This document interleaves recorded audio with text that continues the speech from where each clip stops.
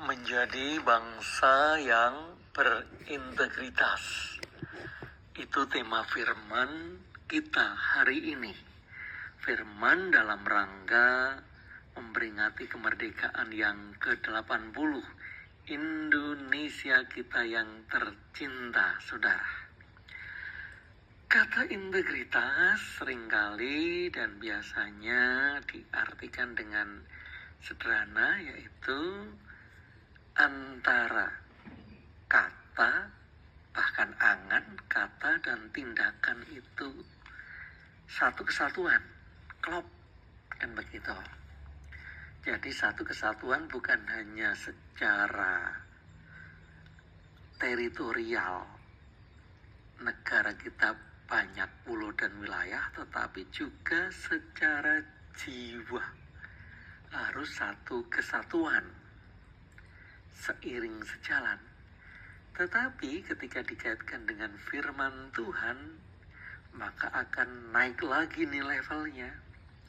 Satu kesatuan itu harus sampai ke kesatuan dengan kehendak Tuhan atau ilahi. Nah, ini dia. Lukas pasal 12 ayat 49 sampai 56, kita akan disok terapi oleh Tuhan Yesus Kristus. Bayangkan, ketika kita bicara tentang kesatuan,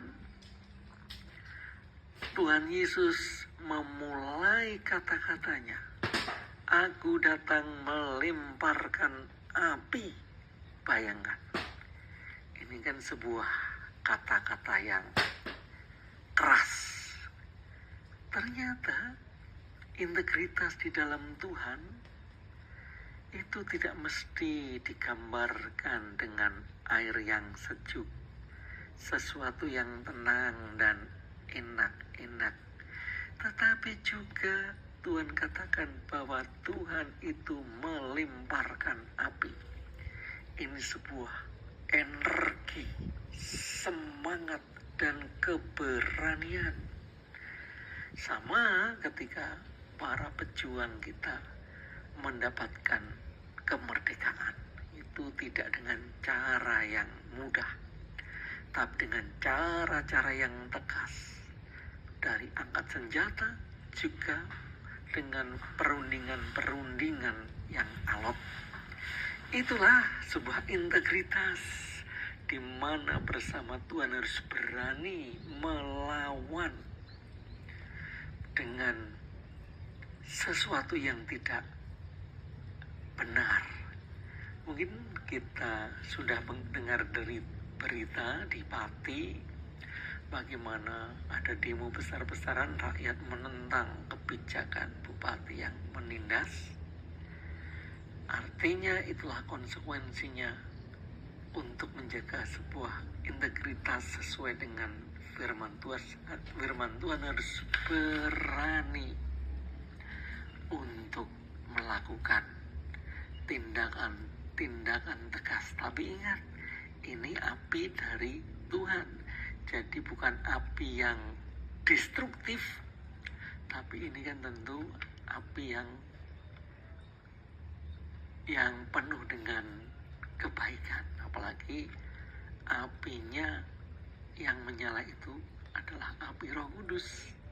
Jadi harus dengan jalur-jalur yang sesuai dengan prosedur hukum. Jadi itulah bagaimana integritas itu ditunjukkan dengan keberanian, ketegasan seperti api yang menyala, tapi api dari Tuhan. Lalu yang kedua, saudara, Yesus juga mengatakan, yaitu, "Aku datang bukan membawa perdamaian, melainkan pertentangan." Wah, ini dia. Bagaimana pertentangan di keluarga. Ibu melawan anaknya perempuan, anaknya laki-laki, dan anaknya melawan ayahnya. Bayangkan, menantu melawan mertuanya. Nah, apa ini maksudnya? Nah, ternyata kembali ketika membawa pertentangan itu artinya bertentangan dengan kehendak Tuhan, itu harus ditentang. Misalnya saja yang terkenal di dalam kehidupan bernegara itu adalah nepotisme, yaitu model saudara atau perkoncoan untuk mendapatkan jabatan. Nah, ini tentu tidak baik. Jadi kalau memang itu bukan karena prestasi atau memang itu bukan karena hasil jerih payahnya, tentunya tidak benar, harus kita tentang. Karena salah satu ambruknya negara, mungkin juga negara kita, adalah bagaimana gerakan nepotisme itu luar biasa. Jabatan-jabatan penting itu anaknya, menantunya, saudaranya, dan kadang-kadang melegalkan hukum, bahkan membuat hukum itu dibelokkan. Maka itu perlu ditentang, saudara. Jadi itulah sebuah integritas sesuai dengan Tuhan ketika ternyata menentang dari keadilan, menentang dari ketidakbenaran atau melawan keadilan, merugikan yang lain karena mungkin model nepotisme atau persaudaraan perkoncoan, itu tentu tidak sesuai dengan integritas yang dari Tuhan, maka perlu ditentang. Maka Tuhan memberikan kata-kata yang keras, aku membawa pertentangan. Dan saudara, itulah situasi kemerdekaan yang memang tidak mudah di dalam mengisinya. Maka Tuhan juga mengingatkan, hai orang-orang munafik, rupa bumi dan langit, kamu tahu menilainya, mengapa kamu tidak dapat menilai zaman? Nah, sebenarnya Tuhan Yesus mengingatkan kita ini sudah diberi kemampuan untuk menilai zaman.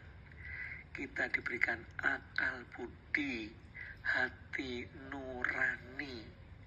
Kita sudah diberi radar untuk waspada, melakukan kontrol. Jadi kalau di dalam kehidupan bernegara yang kita kenal, apa yang dikatakan teorinya Immanuel Kant, bagaimana kekuasaan dibagi menjadi 3 supaya ideal. Ada pembuat undang-undang, pembuat undang-undang DPR atau legislatif, lalu pelaksana, eksekutif, presiden dan kabinetnya, lalu ada yudikatif, yaitu hukum.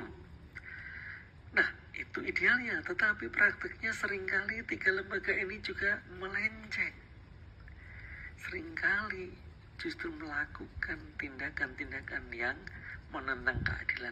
Maka kita diberi wewenang, kita mesti melakukan controlling, baik itu lembaga agama, baik itu mungkin lembaga penyiaran atau mass media, atau bahkan kita sebagai masyarakat, sebagai anak bangsa.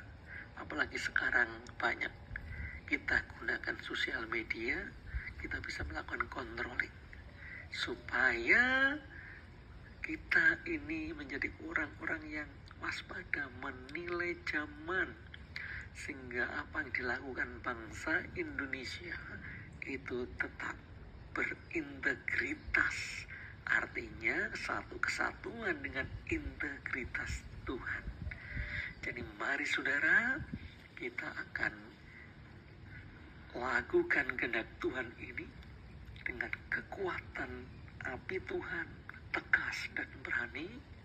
Kita berani melawan karena ada bahaya nepotisme yang terjadi di negeri ini. Kita lawan, kita tentang, walaupun adalah teman atau saudara kita. Kalau memang tidak sesuai dengan integritas Tuhan, kita akan lawan. Dan kita harus tetap proaktif untuk mengadakan penilaian atau controlling kepada bangsa ini, bangsa negara kita yang tercinta, sehingga kemerdekaan kita semakin berkenan bagi Tuhan. Merdeka, merdeka, merdeka. Amin. Tuhan memberkati.